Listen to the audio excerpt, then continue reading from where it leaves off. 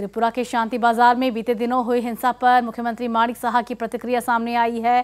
प्रधानमंत्री मोदी की मासिक रेडियो कार्यक्रम मन की बात सुनने के बाद मीडिया से बातचीत के दौरान सीएम ने कहा कि राज्य में लोकतांत्रिक वातावरण को बिगाड़ने की कोशिश की जा रही है, लेकिन सरकार ऐसे तत्वों के खिलाफ सतर्क है और कठोरता से कार्रवाई करेगी। साथ ही उन्होंने कहा उनकी सरकार आदिवासियों के विकास के लिए प्रतिबद्ध है।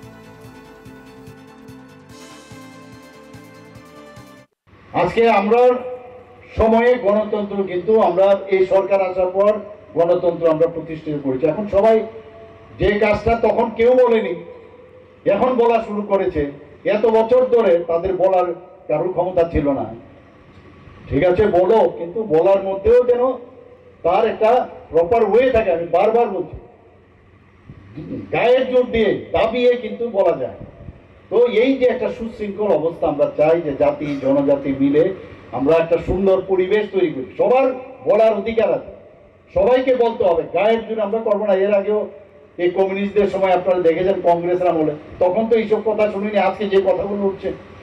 কিন্তু আমরা বলছি আমরা এই সবটা জনজাতিদের উন্নয়নে, কারণ একটা গ্রুপকে আমি আলাদা করে আমি যদি বলি না ওনাদেরকে বাদ দিয়ে আমি কাজ করবো, অসম্ভব। सबका साथ सबका विकास और विश्वास और प्रयास এটা কি এমনিতে একটা স্লোগান না। প্রতিটা ক্ষেত্রে প্রতিটা লোকের প্রতিটা বর্গ প্রতিটা জাতি গোষ্ঠী তাদের উন্নয়ন করতে হবে এবং সেই দিশায় আমাদের বারবার বলছে। একটা উল্টো পাল্টা বুঝিয়ে বিভিন্ন ভাবে সুশুড়ি দিয়ে মানুষকে ভুল বোঝানোর যে কায়দা আমরা দেখেছি, এতে করে জনজাতিদের উন্নয়ন কোনো দিন হবে না।